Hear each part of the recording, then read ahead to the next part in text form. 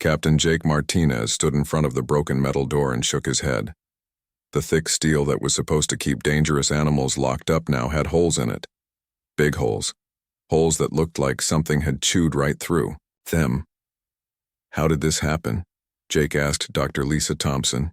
She was the ship's animal doctor and was supposed to know about these things. Lisa looked at her tablet computer and frowned. The honey badger was sleeping when we put him in there. I gave him enough sleep medicine to keep a bear down for 6 hours. Well, he's not sleeping now, said Danny Rodriguez. Danny was in charge of keeping the ship safe. Right now, he did not look very confident about his job. And he's not in his cage either. Jake looked at the twisted metal door again. The Earth Defense Force had built this ship to explore space and collect animals for science. The cages were made to hold the toughest creatures from Earth. They had held lions, bears, and even a very angry elephant.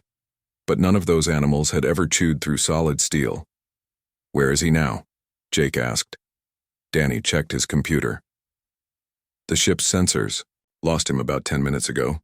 But before that, he was moving through the air vents toward the engine room. The engine room? Jake's voice went up.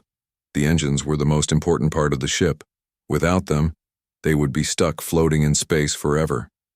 Wait, Lisa said, looking at her tablet again. Honey badgers don't just chew on metal for fun. They're very smart. If he's going to the engine room, he might be following some kind of smell or sound that interests him. Jake had been the captain of the ship Horizon for 3 years. In that time, he had dealt with space pirates, broken equipment, and even a small alien invasion. But he had never dealt with a loose honey badger. He was starting to think pirates were easier. Tell me about this animal, Jake said to Lisa. What exactly are we dealing with? Lisa pulled up a picture on her tablet. It showed a small furry animal that looked almost cute. Honey badgers are from Africa on Earth. They're about the size of a small dog, but they're famous for being fearless. They fight animals much bigger than them and usually win. How much bigger? Danny asked. Lions, bears, even elephants if they have to. Lisa scrolled through more pictures. They have very thick skin that's hard to bite through. Their claws can dig through almost anything and they never give up. Ever. Jake stared at the picture. The honey badger looked so ordinary. This little thing destroyed our security door? Their jaws are incredibly strong, Lisa explained. They can bite through turtle shells, thick tree bark, even thin metal if they want to badly enough. Suddenly, the ship's alarm started ringing. A red light flashed on and off. Jake's communication device buzzed with an incoming message. Captain Martinez, came a strange musical voice. This is High Commander Vextar of the Zephyrian Empire Prison Station Omega-7. We are under attack by an unknown creature. We require immediate assistance. Jake looked at Danny and Lisa. The Zephyrians were tall aliens made of crystal who controlled this part of space. Their prison station was supposed to be the most secure place in the galaxy. Nothing had ever escaped from it. Unknown creature? Jake said into his communicator. Can you describe it? It is small, brown, and appears to be covered in fur, the alien voice replied. It has destroyed 3 of our security barriers and is currently eating our power cables. Our weapons have no effect on it. Lisa's eyes went wide. Oh no. What oh no? Jake demanded. Captain, came another voice over the radio. This was Pete Williams, who watched the ship's hangar bay. We have a problem. Someone just stole shuttle number 3. Jake closed his eyes and counted to 10. When he opened them, the problems were still there. Pete, did you see who took the shuttle? Well, sir, this is going to sound crazy, but I think it was a small furry animal. It somehow figured out how to start the engines and fly away. Danny was looking at his computer screen with his mouth open. Captain, I'm tracking the stolen shuttle. It's heading straight for the Zephyrian prison station. The same prison station that's under attack by a small furry creature? Jake asked. Yes, sir. Jake sat down in his captain's chair and rubbed his forehead. In all his years of space travel, he had never had a day like this. Lisa, please tell me that honey badgers can't actually fly spaceships. They're very intelligent problem solvers. Lisa said carefully. If they want to go somewhere badly enough, they'll figure out how to get there. But flying a spaceship requires training, Knowledge of controls, understanding of navigation. Jake's voice trailed off as he realized what he was saying. Honey badgers don't care about impossible, Lisa said quietly. If they want to do something, they just keep trying until it works. The alien voice came over the radio again, but now it sounded much more worried. Human vessel, the creature has somehow breached our maximum security wing. It appears to be releasing our prisoners. Please advise on how to stop this superweapon. Superweapon. Jake laughed, but it was not a happy laugh. Commander Vextar, that's not a superweapon. That's just a honey badger named Bruno who was supposed to be taking a nap. There was a long silence from the alien prison station. Then, are you saying that this creature is not a military asset designed for warfare? No, sir, it's just a regular animal from Earth who doesn't like being locked up. Another pause.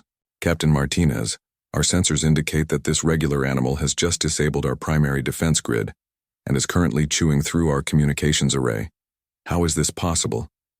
Jake looked at Lisa, who shrugged. Honey badgers don't give up and they don't get discouraged. If something is in their way, they go through it, over it, or around it. They never stop trying. Captain, Danny said urgently, I'm getting reports from all over this sector. 3 Zephyrian battle fleets are moving toward the prison station. They think we've attacked them with some kind of biological weapon. Jake stood up from his chair. This was rapidly becoming the worst day of his career. One small honey badger had somehow started what might become an interstellar war. Set course for the prison station, Jake ordered. Full speed. Are we going to help them fight Bruno? Danny asked. No, Jake said, watching the prison station get bigger on the main screen. We're going to try to save everyone from Bruno. The stolen shuttle crashed into prison station Omega-7 like a metal rock thrown by an angry giant. Alarms screamed throughout the crystal halls as emergency lights flashed red and blue. Guard Captain Zilnoth ran toward the crash site with 20 of his best soldiers behind him. The Zephyrians were tall beings made of living crystal who had ruled this part of space for thousands of years. Their technology was so advanced that most other species thought it was magic. Their weapons could turn solid rock into dust. Their force fields could stop the fastest spaceships. Their prison had held the galaxy's most dangerous criminals for over a century without a single escape. But Zilnoth had never seen anything like what came out of the wrecked shuttle. Bruno the honey badger shook the dust off his fur and looked around at his new surroundings. The crash had not hurt him at all. His thick skin and strong bones were built to handle much worse than a simple spaceship accident. He sniffed the air and decided this place smelled interesting. Halt, creature, Zilnoth shouted in his crystal voice. You are trespassing on Zephyrian territory? Bruno looked at the tall crystal alien and tilted his head. The strange being was making noise, but honey badgers did not speak alien languages. Bruno had more important things to do than listen to someone complain. He started walking toward a shiny metal door that looked like it might have something good behind it. I said, halt. Zilnoth raised his energy weapon. The device hummed with power that could melt through 3 feet of solid steel. This is your final warning. Bruno ignored him completely and kept walking toward the door. Zilnoth fired his weapon. A bright blue beam shot out and hit Bruno directly in the chest. The other guards watched, expecting to see the small creature disappear in a puff of smoke. Instead, Bruno stopped walking and looked down at his chest where the energy beam was hitting him. His fur was getting a little warm, but that was all.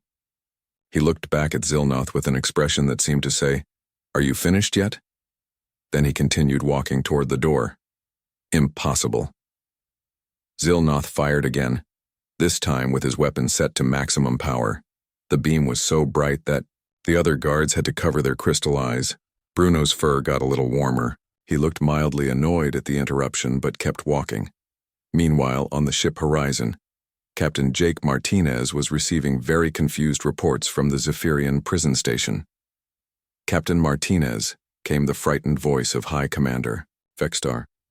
Your creature is completely immune to our weapons. How is this possible? Dr. Lisa Thompson was monitoring the radio calls and shaking her head. Captain, honey badgers have incredibly thick skin. It's loose and tough, designed to protect them from bee stings, snake bites, and animal claws. Energy weapons might just feel warm to Bruno. But these are military-grade energy weapons, came Vextar's voice. They can destroy battle tanks. Honey badgers have been dealing with much worse than energy beams their whole evolution, Lisa explained. They fight poisonous snakes, angry bees, and predators with teeth and claws. A warm light probably doesn't bother Bruno at all. Back on the prison station, Bruno had reached the metal door he wanted to investigate. It was locked, of course. The electronic lock was protected by 3 different security systems and a force field that could stop a charging elephant. Bruno sniffed. The lock decided it was in his way and bit it. His teeth crunched through the electronic components like they were potato chips. Sparks flew everywhere as the security systems failed one by one. The force field flickered and died. The creature has breached security door Alpha 7, one of the guards reported into his radio. It just ate the lock. Bruno pushed the broken door open with his nose and walked into the corridor beyond. Inside were prison cells holding some of the galaxy's most dangerous criminals. The prisoners stared at the small, furry creature that had just walked through their maximum security door like it was made of paper. "What is that thing?" asked Corv. "A giant red alien who had been locked up for destroying 3 planets.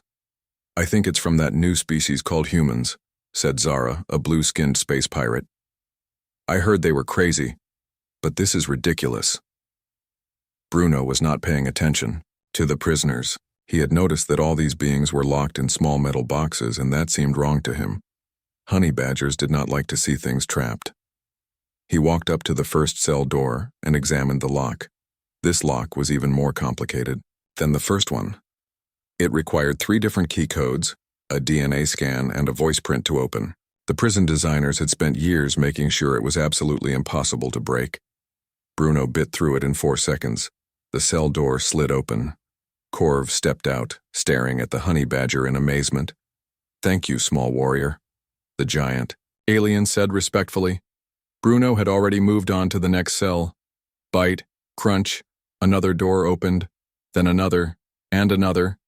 Captain Zilnoth and his guards arrived just in time to see 20 of the most dangerous criminals in the galaxy, walking free, led by a small furry animal who was systematically destroying every lock in the corridor. "Stop him!" Zilnoth ordered his men. The guards rushed forward with their energy weapons, but the freed prisoners moved to protect Bruno. They had never seen anything show such casual disrespect for Zephyrian technology, and they respected that. "Leave the little warrior alone," Corv warned the guards. "He freed us. We protect him now." A fight broke out in the corridor. Energy beams flew in all directions. Prisoners and guards wrestled for control of weapons. In the middle of the chaos, Bruno continued opening cell doors, completely ignoring the battle raging around him. On the horizon, Communication Officer Kate Sullivan was listening to the increasingly panicked radio messages from the prison station. "Captain," she reported to Jake, "the Zephyrians are calling for military backup. They're saying we've started a prison riot with a biological superweapon." "How many prisoners has Bruno freed?" Jake asked. Kate checked her instruments. "According to their transmissions, about 200 so far, and he's still going." Dr. Lisa Thompson was reading more information about the prison station on her computer. "Captain, Omega-7 holds over 5,000 prisoners.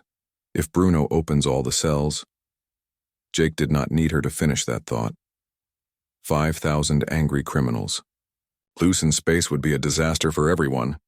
"Jake," Danny Rodriguez called from his security station, "I'm picking up Zephyrian military ships heading this way. 3 battle fleets. They're not coming to help with the prison break."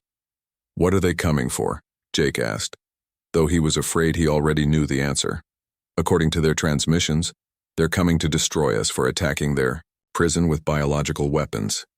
Jake looked at the main screen where the prison station was getting closer. Somewhere inside that station, a single honey badger was accidentally starting an interstellar war by doing what honey badgers do best: ignoring everyone else and going wherever he wanted to go.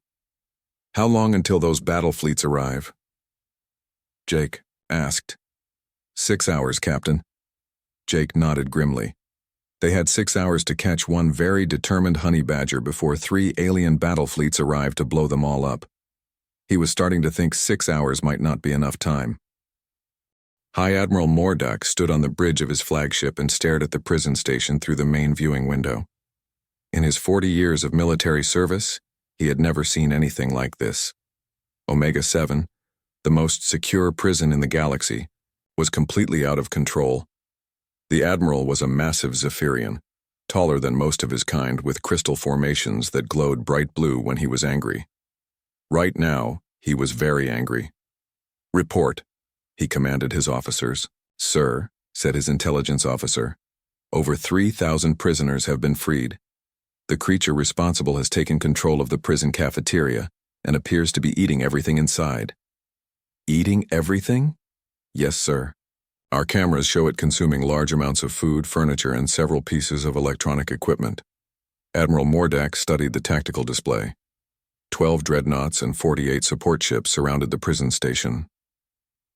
The most powerful fleet in this part of space, ready to destroy one small creature from Earth. "Have we identified what type of biological weapon this is?" the Admiral asked. "The humans claim it is called a honey badger, sir. They insist it is not a weapon at all, but a natural animal from their planet." The Admiral laughed, a sound like breaking glass. "Natural? No natural creature could do what we have witnessed. This must be the result of genetic engineering or military enhancement." Back inside the prison station, Bruno had indeed found the cafeteria. To a honey badger who had spent the morning breaking out of a cage and chewing through metal doors, the sight of unlimited food was very exciting. The Zephyrian prison food was strange, mostly crystalline substances that tasted like minerals. But Bruno was not picky. He had eaten worse things, much worse things. He started with what looked like bread, moved on to something that might have been meat, and then discovered a storage room full of interesting chemicals. Prison warden Texco watched through security cameras as the small creature methodically destroyed his food supplies. The honey badger was not eating like a normal animal. It was eating like something that had never seen food before and wanted to try everything at once. "Sir," reported one of his guards, "the creature has found the medical supplies." "The medical supplies?" Texco's crystal face went pale. "Those chemicals are designed for Zephyrian biology. They could be deadly to other species." On the camera, Bruno had discovered a cabinet full of bottles with interesting smells. He bit through the lock, opened the cabinet, and started investigating the contents.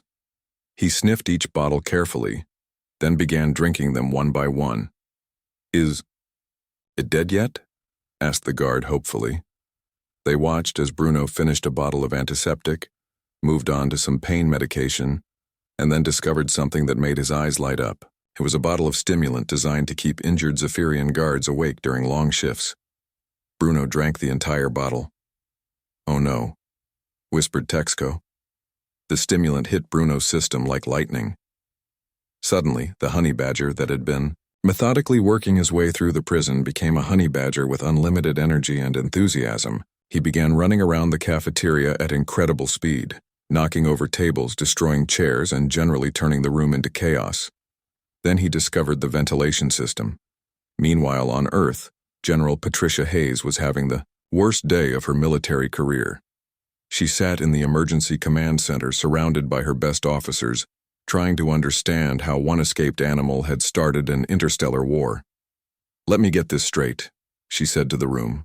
"A honey badger named Bruno has taken over an alien prison station, freed thousands of dangerous criminals, and now 3 alien battle fleets want to destroy Earth?" "Yes, ma'am," replied Colonel Frank Davis. "The Zephyrians have sent us a formal declaration of war. They claim we have attacked them with an unstoppable biological weapon." General Hayes rubbed her temples.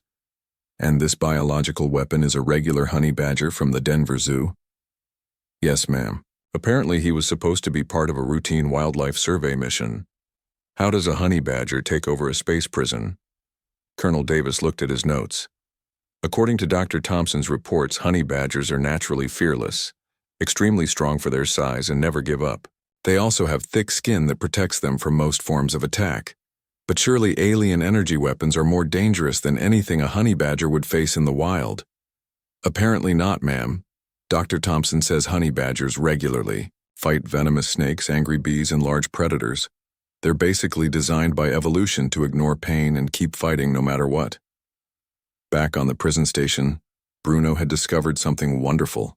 The ventilation system connected every part of the prison, and it was full of interesting smells and sounds. He began crawling through the air ducts, following his nose toward whatever seemed most interesting. Unfortunately, what seemed most interesting to Bruno was the prison's control center. Commander Yiltar was trying to coordinate the defense of his station from the central control room when something started scratching inside the walls. "What is that noise?" he asked his technicians. "Unknown, sir. It seems to be coming from the ventilation system." The scratching got louder. Then there was a sound like metal being torn apart. Then Bruno fell through the ceiling, landing directly on the main control panel. The honey badger looked around at all the blinking lights and interesting buttons. This was clearly some kind of puzzle that needed solving. Bruno began pressing buttons and pulling levers, trying to figure out what they did. "Stop him," Commander Yiltar shouted. The control room guards rushed forward, but Bruno was faster. He had found something that looked important. A big red button marked with warning symbols in the Zephyrian language. To Bruno, it looked like the most interesting button in the room. He pressed it. Every cell door in the prison opened at once. All of them, including the ones in the maximum security wing that held prisoners so dangerous they had been kept in sleep chambers for decades. Alarms began screaming. Throughout the station, emergency lights flashed. Computer voices announced in multiple languages that there was a catastrophic security breach. Admiral Mordak received the news on his flagship with growing amazement. "The creature has released every prisoner in Omega 7, he asked his communications officer. "Yes, sir. Over 5,000 of the galaxy's most dangerous criminals are now free. And it did this by pressing one button?" "According to the prison commander, yes, sir. It appears to have randomly activated the emergency prisoner release system." The Admiral stared at the prison station, which was now swarming with escaped prisoners fighting guards and trying to steal shuttles. This is not the work of a simple animal. This creature knew exactly which button to press to cause maximum chaos. "Sir," interrupted his tactical officer, "we're receiving a transmission from the human ship Horizon. Captain Martinez is requesting permission to board the prison station." "Why would they want to board now?" "He says he wants to retrieve his honey badger before we destroy the station." Admiral Mordak thought about this. The humans still claimed this devastating creature was just a pet. If that were true, they should be able to call it back easily. "Tell Captain Martinez he has 2 hours, the Admiral decided. "If he cannot retrieve his biological weapon in that time, we will destroy the entire station. And if the humans are lying about this being a simple animal?" The Admiral's crystal formations glowed brighter with anger. "Then we will destroy their ship as well, and prepare to attack Earth itself." Inside the prison station, Bruno had grown bored with pressing buttons and decided to explore more of his new territory. He had no idea that he had just given the human race 2 hours to prevent an interstellar war. Ambassador Helen Foster stepped off her diplomatic ship Peacekeeper and immediately knew she was in trouble. The Zephyrian flagship was enormous, bigger than 3 city blocks, and it bristled with weapons that could destroy planets. Worse, she could see 2 more battle fleets approaching from different directions. "Ambassador Foster," greeted High Admiral Mordak in his crystal voice. "You have come to surrender your biological weapon?" Helen was a career diplomat who had solved problems all over the galaxy. She had negotiated peace treaties, trade agreements, and prisoner exchanges. But she had never tried to explain a honey badger to aliens who thought it was a military superweapon. "Admiral," she said calmly, "I've brought Dr. Steve Collins with me. He's Earth's leading expert on honey badger behavior. Perhaps he can help clear up this misunderstanding." Dr. Collins was a nervous man who had spent 20 years studying animals in Africa. He had been pulled away from his research to help prevent an interstellar war, and he was not entirely sure how his life had taken this strange turn. "There's no misunderstanding," Admiral Mordak said firmly. "Your creature has demonstrated military capabilities beyond anything we've seen. It's immune to our weapons, it can breach any security system, and it has tactical intelligence that allowed it to free every prisoner in our most secure facility." "Sir," Dr. Collins said carefully, "honey badgers aren't immune to weapons. They," just have very thick, loose skin that protects them from bites and stings. Your energy weapons probably felt warm to Bruno, but not dangerous. Warm! The Admiral's crystal face showed disbelief. Our weapons destroy armored vehicles. Yes, sir, but honey badgers evolved to fight cobras, whose venom can kill an elephant. They regularly raid beehives defended by thousands of angry bees. They're built to ignore pain and keep going no matter what. Ambassador Foster stepped forward. Admiral, may we show you some video footage of honey badgers in their natural environment? The Admiral agreed, curious to see more evidence of Earth's biological weapons program. Dr. Collins played a video on his portable screen. It showed a honey badger walking up to a beehive, ignoring hundreds of bees stinging it, and calmly eating honey while the bees tried desperately to drive it away. This creature is being attacked by venomous insects, the Admiral observed, yet it shows no fear response. That's right, Dr. Collins said. Honey badgers don't really feel fear the way other animals do. They're too stubborn to be scared. The next video showed a honey badger fighting a cobra twice its size. The snake bit the badger several times, injecting enough venom to kill a horse. The honey badger fell down, appeared to die, then got up an hour later and continued fighting, until it won. Impossible, whispered one of the Zephyrian officers. It died and came back to life? Not exactly, Dr. Collins explained. Honey badgers have natural resistance to many toxins. The venom made Bruno sleepy, but it didn't kill him. When he woke up, he was still hungry and the snake was still there, so he finished what he started. Admiral Mordak was beginning to look confused rather than angry. Are you claiming that your species evolved creatures that cannot be killed by conventional means? Well, they can be killed, Dr. Collins said. It's just very difficult. Evolution made them incredibly tough because they live in one of the most dangerous environments on Earth. Meanwhile, back on the prison station, Bruno was having the time of his life. He had discovered that the Zephyrians had a medical bay with all sorts of interesting equipment. Most importantly, they had a machine that made a very appealing humming sound. Bruno investigated the machine by biting it. The medical scanner exploded in a shower of sparks. Bruno decided this was fun and moved on to the next machine. And the next. Within 10 minutes, he had destroyed the entire medical bay just by being curious about the interesting noises.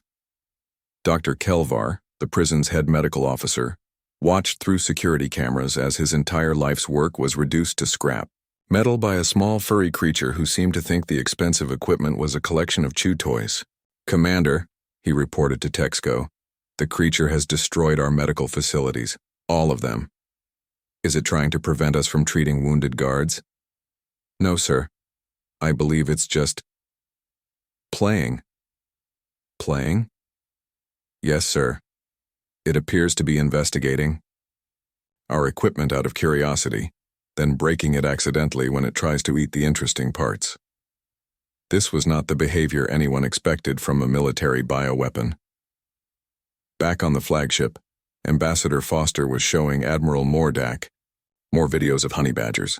One showed a badger that had gotten its head stuck in a plastic jar. Instead of panicking, the badger calmly figured out how to remove the jar, then continued on its way. Your creature is highly intelligent, the Admiral noted. They're problem solvers, Dr. Collins agreed. But they solve problems like animals, not like military strategists. If something is in their way, they go through it. If something looks interesting, they investigate it. If they're hungry, they eat whatever they can find. Then why did it press the exact button needed to release all our prisoners? Dr. Collins shrugged. Honey badgers like to press buttons, especially big, colorful ones. Bruno probably thought it looked interesting. Admiral Mordak was quiet for a long moment. He was beginning to suspect that he had assembled 3 battle fleets to fight an animal that was simply curious about its surroundings. Ambassador, he said finally, if this creature is truly just an animal following its instincts, your people should be able to recall it easily.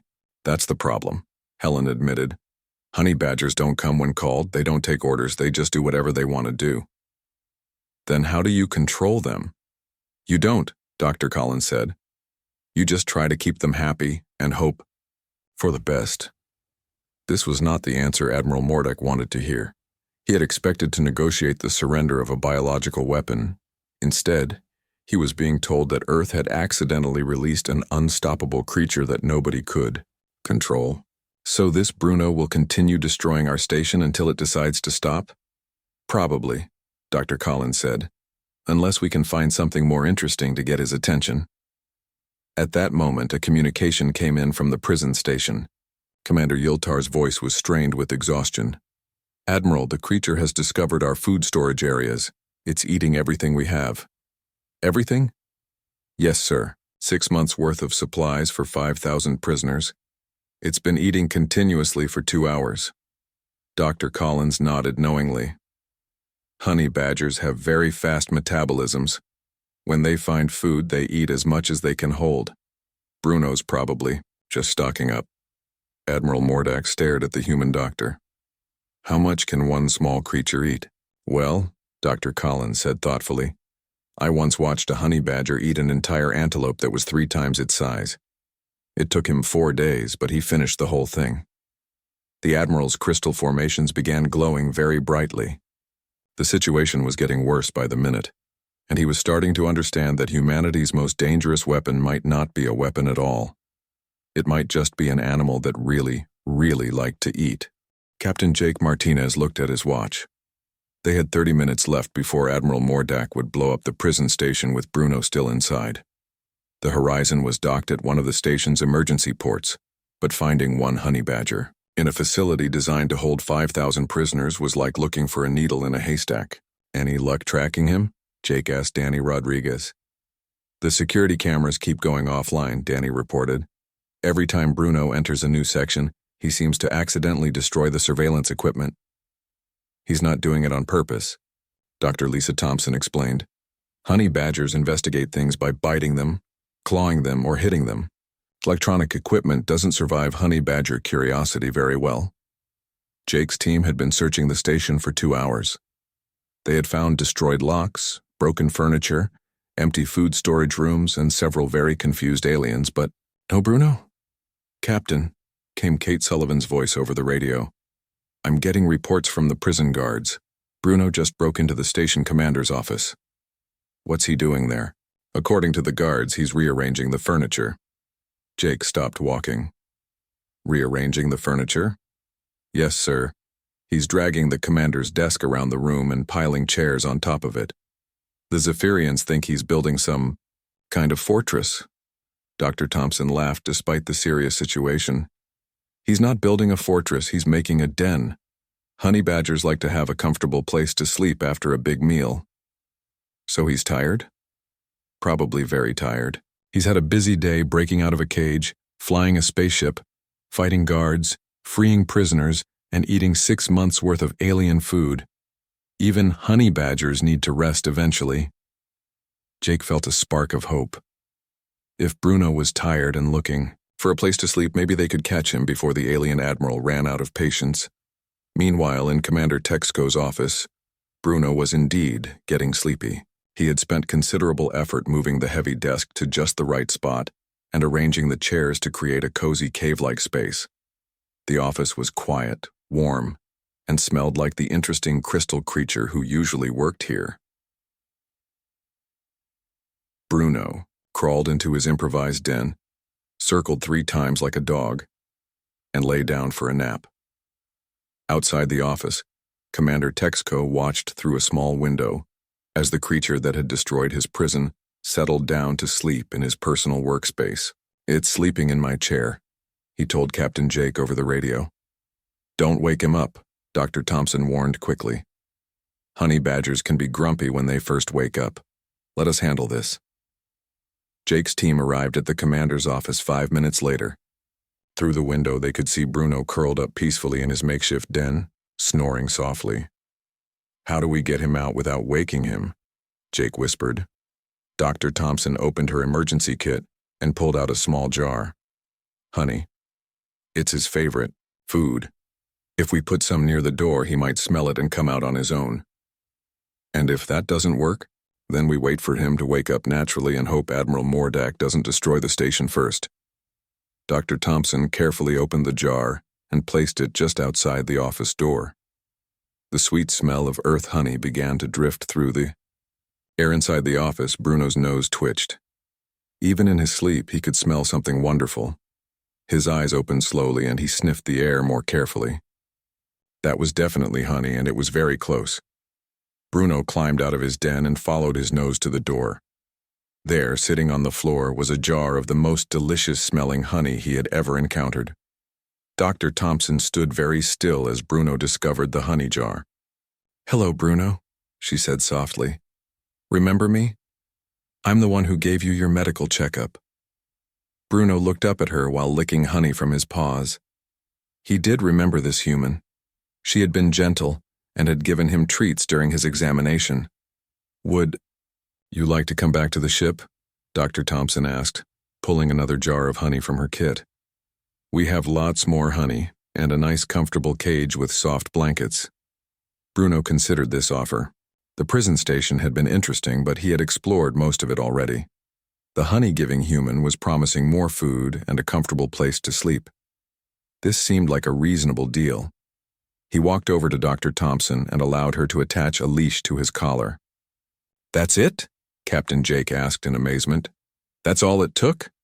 "Honey badgers are practical," Dr. Thompson said as she led Bruno toward their ship. Bruno got curious, explored a new place, had an adventure, and now he's ready to go home. He doesn't hold grudges or want to cause trouble. He just wanted to see what was interesting around here. 20 minutes later, Bruno was safely secured in a much stronger cage aboard the Horizon, contentedly eating honey and taking another nap. Captain Jake contacted Admiral Mordak immediately. "Admiral, we have successfully retrieved our honey. Badger, the creature is contained and no longer a threat to your station." There was a long pause before the Admiral replied. "Captain Martinez, are you telling me that this creature that destroyed our most secure prison, freed 5,000 dangerous criminals, and caused 3 battle fleets to mobilize, just wanted to explore?" "Yes, sir." Bruno was curious about your station, so he investigated it. When he got tired and hungry, he made himself comfortable and took a nap. Now he's ready to go home. Admiral Mordak was quiet for several minutes. When he spoke again, his voice was thoughtful rather than angry. "Captain, in my 40 years of military service, I have faced invasion fleets, rebellion movements, and space pirates. I have never been defeated by a creature that was simply curious. Honey badgers are special, sir. They don't understand the word impossible." 6 months later, the Zephyrian Empire signed the first interspecies wildlife protection treaty with Earth. The agreement established guidelines for space travel by Earth animals and created exchange programs for scientists to study each other's biology. Bruno became famous throughout the galaxy as the honey badger who accidentally ended an interstellar war. He was given his own habitat aboard the Horizon, with Dr. Steve Collins as his personal handler and unlimited access to honey. The prison station Omega-7 was converted into a rehabilitation center where prisoners learned job skills instead of sitting in cells. Many of the freed prisoners had discovered that they enjoyed the freedom Bruno had given them and decided to become productive members of galactic society. Admiral Mordak requested a complete file on Earth's wildlife and was horrified to learn about creatures like grizzly bears, saltwater crocodiles, and something called a cassowary. He immediately issued orders that any ships from Earth should be treated with extreme caution and respect. Bruno himself remained completely unaware that he had changed the course of galactic history. He was too busy investigating whether the ship's new quantum drive tasted different from the old one. Some things, after all, never changed. Captain Jake Martinez filed his final mission report with a single recommendation. All future wildlife survey missions should include a team of specialized animal handlers, reinforced containment units, and a very large supply of honey. The recommendation was approved unanimously.